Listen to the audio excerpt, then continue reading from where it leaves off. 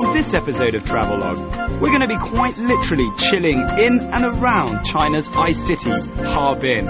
It's going to be action-packed with a bit of adventure thrown in as we make our way to the Siberian Tiger Park.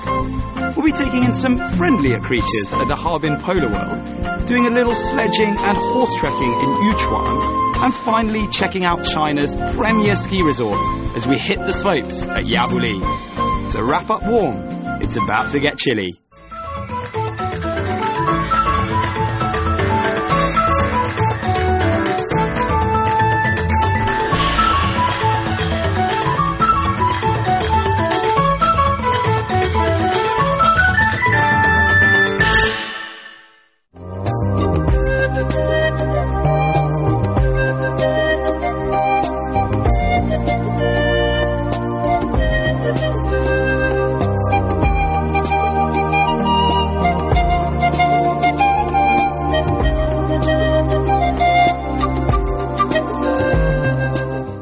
Hi, I'm Mark Edwards. Welcome to Travelogue and welcome to Harbin, China's northernmost city.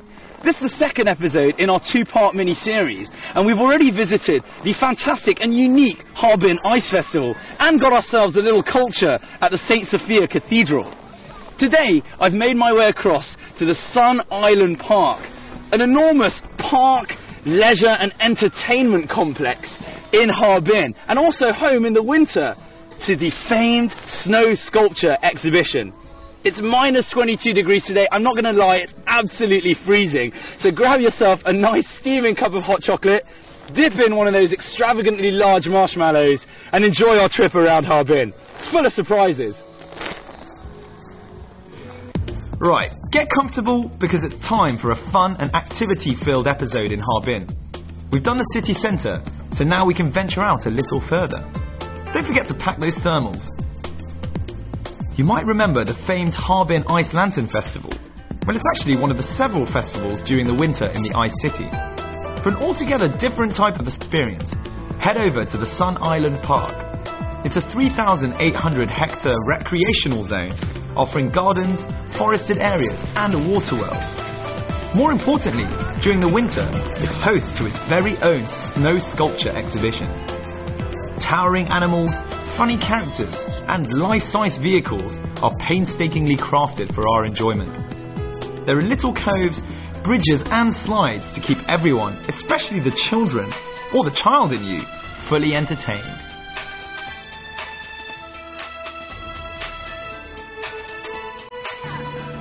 So the snow sculpture exhibition happens every year, and within this exhibition there's a competition that also happens every year between people from lots and lots of different countries who all come here, sculpt the best snow sculpture they can come up with to win the main prize. And this was this year's winner from Russia. Check it out, pretty cool, huh? It's a fierce winner-takes-all annual competition. Teams from all over the world flock to Harbin to take part in the event. People from Finland, Thailand, the United Kingdom, the US of A, and China, to name but a few, turn up in teams to pit themselves against the best sculptors in the business. As you can see, you get all sorts of different kinds of sculptures, from the wild, fantastic to the even slightly scary, with Omega riding what seems to be a time-travelling machine with an alien on the front.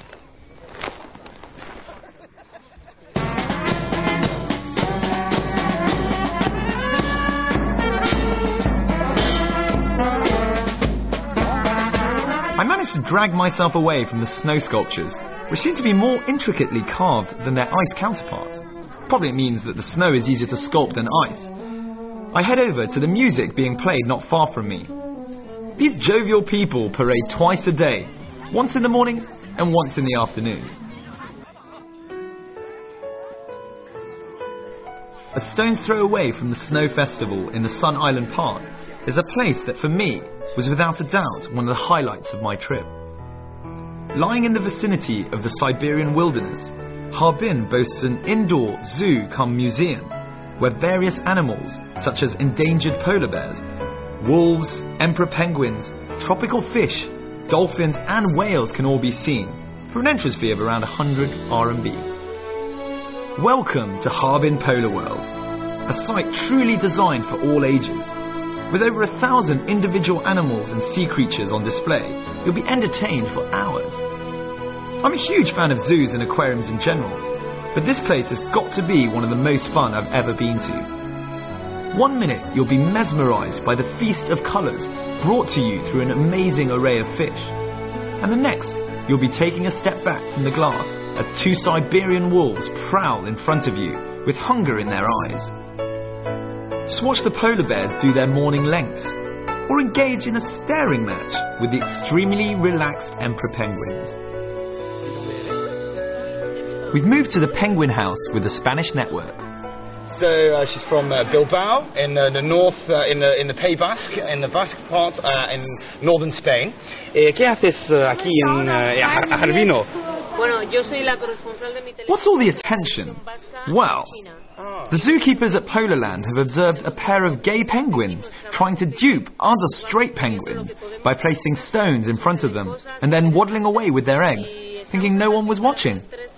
I'm told that the odd behaviour of the penguins has been explained by the fact that they still had a natural urge to become fathers, despite their sexuality. They apparently also spend all of their time together. 你好，我问你100多少钱？10元钱。10元。你可以给我一个。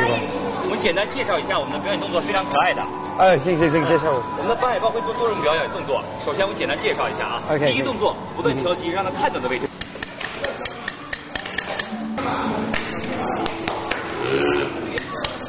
This one's cute.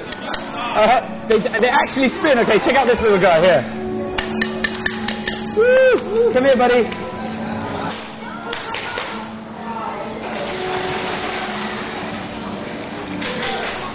Whoa, look, he's spinning. Woo! There's the one on the right. He is so cute, and he's just sort of waving at me. Hi. Spin, buddy. He's spinning. I think I'll give him a fish. Hold on.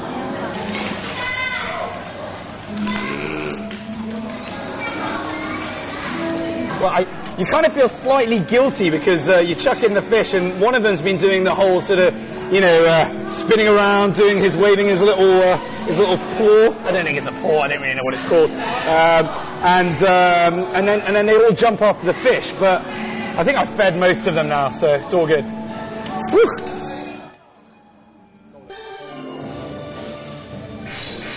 Next up was a show I sincerely urge you not to miss.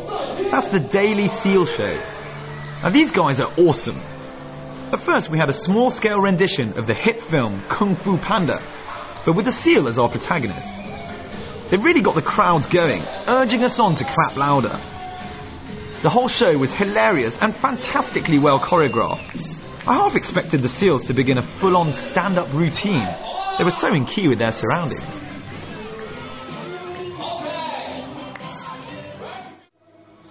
Right, well I don't want to sound too soppy, and I need to retain a bit of manliness, but the whole place is filled with terribly cute and intelligent sea creatures. Be prepared to go "oh" a lot. It's a great place to bring your kids above all. They try and avoid the weekends, if at all possible, as the whole of Harbin Polar World is filled to the rafters. I mean, you can't help but be swept up by the gracefulness of the polar bears as they swim. And who could resist the hot dolphins blowing kisses and rings at you? Though in all seriousness, there is something very romantic about this place. Boys, bring your girlfriends here and watch them melt as Celine Dion plays in the background.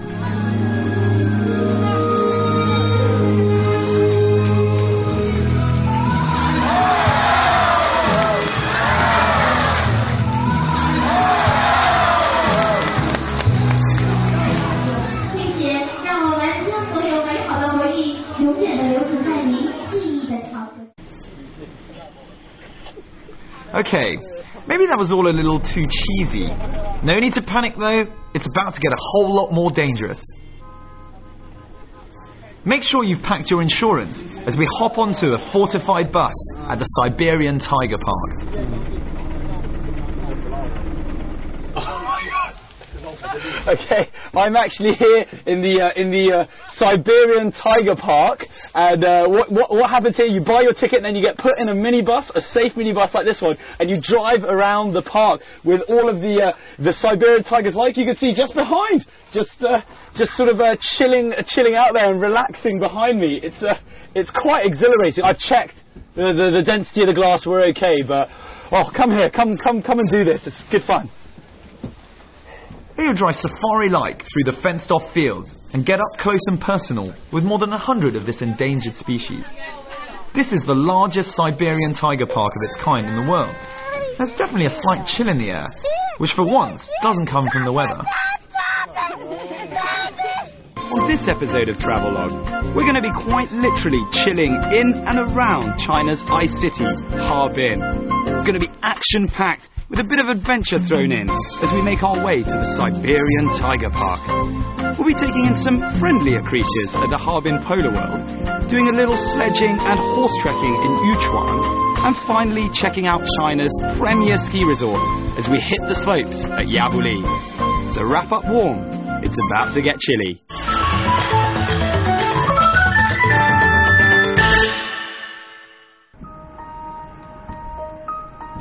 After the adrenaline rush of driving amongst tigers, it's probably time to lower everyone's blood pressure, especially my own. We're heading up to Yunchuan, which is only an hour or so outside Harbin, or 2 hours if it's snowing. The snow-covered scenery on the way is a photographer's dream.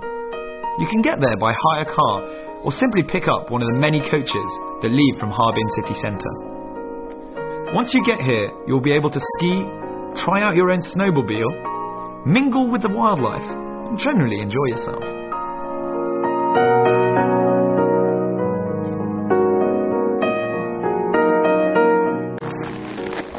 So I've been handed my gun, and I'm going to go on a horse trek in the snow, which I've never done before. I've never actually even had a gun really like this with a horse. Very exciting. I don't know, do I look like a sort of modern David Crockett or something? Right, let's give this a go. Woo! I think we're ready. Hopefully this horse is on my side. Maybe he doesn't really want me to go. Come on, big guy. Come on. He might be scared of the gun. I think he's scared of the gun. It's alright, I've got a minder.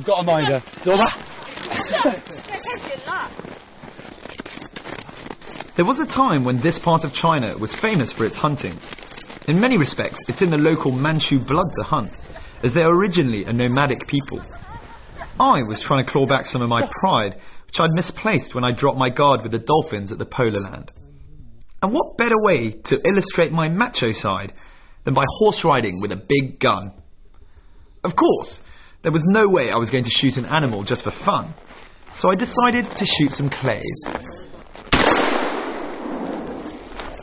哎，我问一下你，你好，你好，哎，你好，你经常来这儿吗？对啊，你是冬天或者夏天出生？我冬天、夏天都来过。都来过。嗯，你觉得是最好的季节是什么时候？当然可能是冬天了。冬天呢？为什么？冬天既然可以滑雪，完了还可以过来打猎。啊。So he reckons it's best to come here in winter because you can go skiing as well as do some shooting. We're just shooting some targets. Nothing moving. I'd like to add. 你可以教我怎么做吗？你说是打枪吗？对，可以。好，保险推上。对，勾后面这个扳机。这个把住。我在是那个在中边是吧？对。勾。OK。Woohoo! That's pretty loud. Doesn't hurt your shoulder too much. I don't know if I got a real thrill for that, but yeah, I don't mind doing it at just a standard. I don't even know what that is. I think it's just a bag of water or something. I missed it by miles. Absolutely miles. I'm terrible at this, but good fun. Give it a go.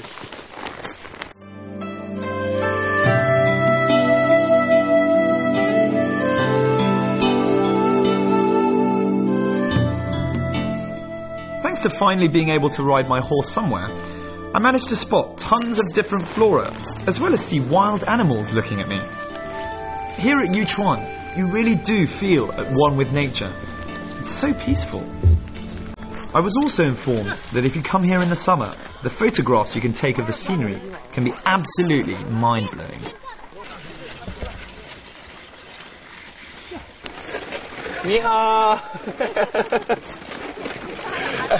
Now, if you're looking for a quick getaway from Harbin, maybe for half a day, perfect place is here. Come here to Yunchuan. It's an hour and a half, or about an hour, depending on the weather, southeast of the city itself. And you can come horse riding, do some sledging, like I'm doing now, horse-drawn sledging, skiing. There's a couple of ski slopes, and also some hunting on horseback as well. Luckily, I was afforded a little rest after the exertions of the day. You'll find that Yunchuan is a perfect day out for some fresh air and fun skiing. But there is also the option of spending a couple of days here thanks to the guest houses dotted around. Maybe basic, but it's clean, warm, and there's even a shower and a TV. Well, I've made my way up to one of the guest houses up in Yunchuan. So yeah, if you've got having too much fun out on the slopes for just half a day and you want to spend a bit longer, I mean, it's a wonderful place to come. It's off the beaten track. Something very rustic about it. You can come here and you can stay in one of the rooms, in one of the basic accommodation here, which includes breakfast, lunch and dinner, and your ski pass is around, I think, 200 kwai, so quite a bargain. I think it's probably worth doing.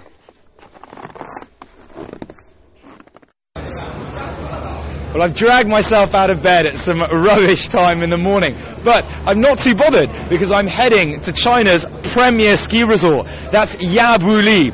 I'm here at Harbin train station, and the train takes around 2 hours to get to the ski resort. Now, you can also get a coach there, but especially when it's snowing like it is this morning, it'll take you between 5 or 6 hours, and I prefer the comfort of a nice train. I'm now going to go for a snooze, I think.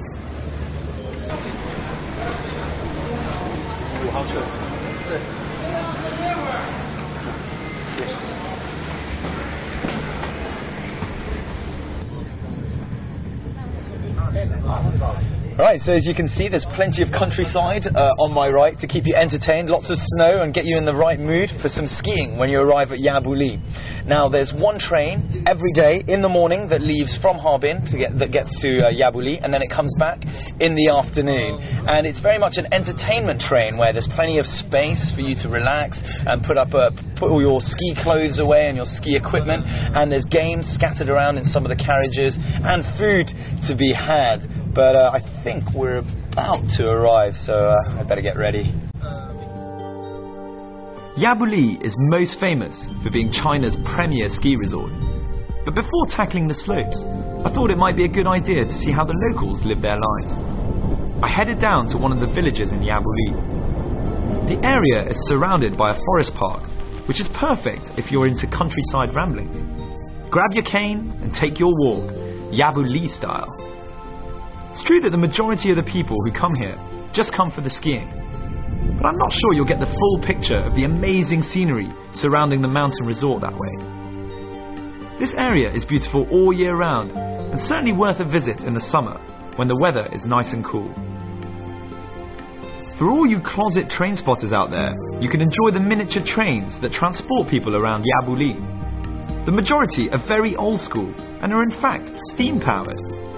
It's a lovely little experience to board one of these and just head off somewhere, like I did, with no idea where I was going. Life down at the bottom of the valley really is very peaceful. The pace of everything is slow and relaxing. There's an entire community living down here, quietly going about their daily business.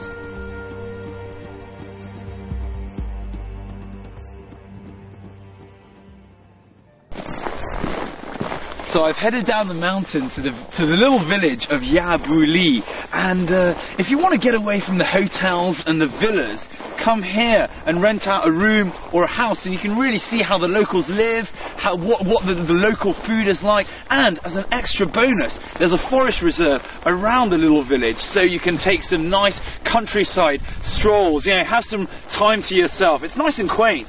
Let's go and check out one of the rooms.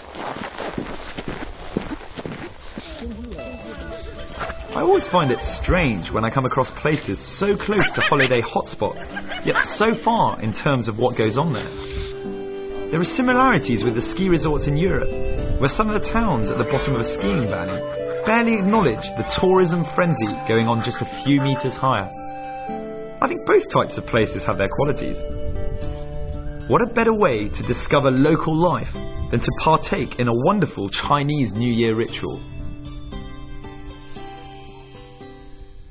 So I've arrived in one of the houses within one of the villages in the Yabuli area, and they very kindly let me see how they make jiaozi. So in this small restaurant house, and hopefully they're going to teach me how it's done. I've been told that during the Chinese New Year, people get together. If you've got guests coming over, friends, you all get together and you all sort of muck in and try and make some jiaozi. Let's hope I don't make an absolute fool out of myself.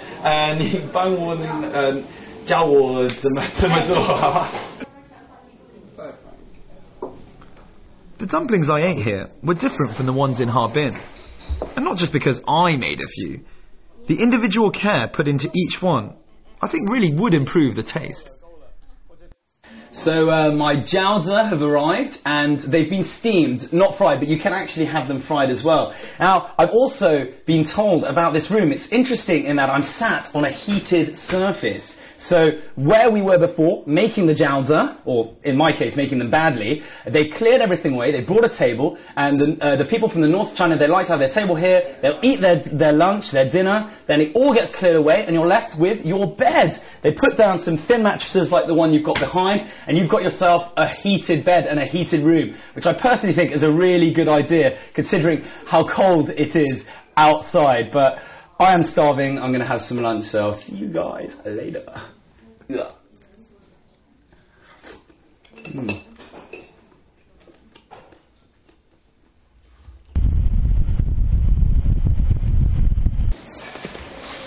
Now, Yabuli Ski Resort is made up of dozens and dozens of different hotels. There are only 3, I'm told, though, that are 5-star, like the one that I'm in at the moment. Now, interestingly, what you'll find is that each hotel has its own set of slopes. So, you can also go upstairs, which is the exit for the slopes, rent your gear on the way, rent your sticks, your skis, your boots, and head straight out onto the piste. And when you come back, there's also a spa, a sauna, steam room, and a massage available. So, let's go and have a little gander. As soon as you see the equipment, you'll be glad to find that Yabuli is up to date with the latest skis and snowboards available. I was kitted out with a nice pair of Rossignol parabolics from France. Definitely comparable to what's available in the rest of the world, and probably a step up from the skiing in and around Beijing. 你好，你好，我要划水，对对对对。多大号的？45。So just come and trying to rent some kit. I've asked for some size 45 shoes, and hopefully, well, we'll see what the kit's like in a second. But I've been told that you can get 2,000 people here renting at any point, and from the looks of things, all pretty happy with everything. We've got nice parabolic skis and some good, all the same brands. So let's go try them on. 哇，请问先生需要教练吗？不，谢谢谢谢。确认好你的体力。Oh, nice man helping me out. 谢谢。学长。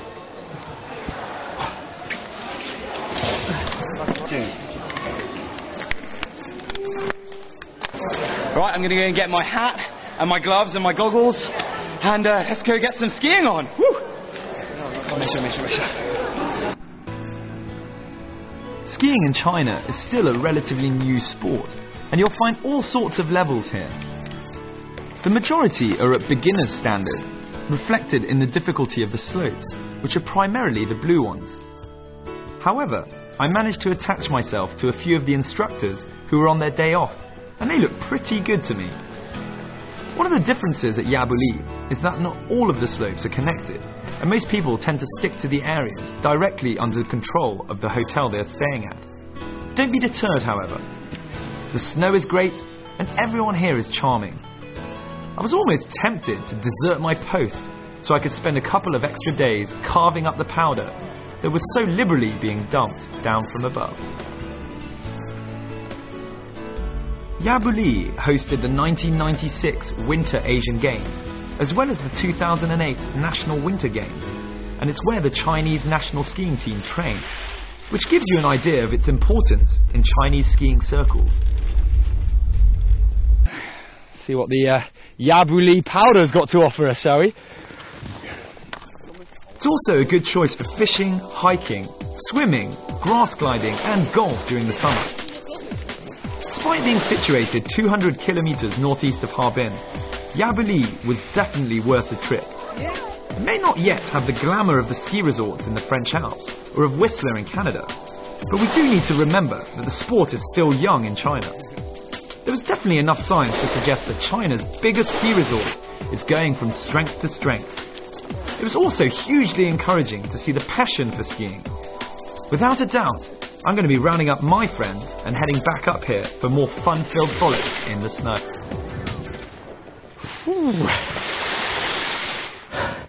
Right, well, with the snow pounding down behind me, unfortunately, that's all the time we've got left for today. Really hope you've enjoyed the last half an hour and our two-part mini-series on Harbin, certainly as much as I've enjoyed filming it. There was the Ice Festival, which is a truly unique experience, just fantastic place to visit. The polar bears, the Siberian tigers, those wacky seals. If you've got kids, if you've got a family, bring them to Harbin. It's a great holiday destination. Time for my last run of the day. I'm Mark Edwards, and I'll catch you very soon on another episode of Travelogue. Woo!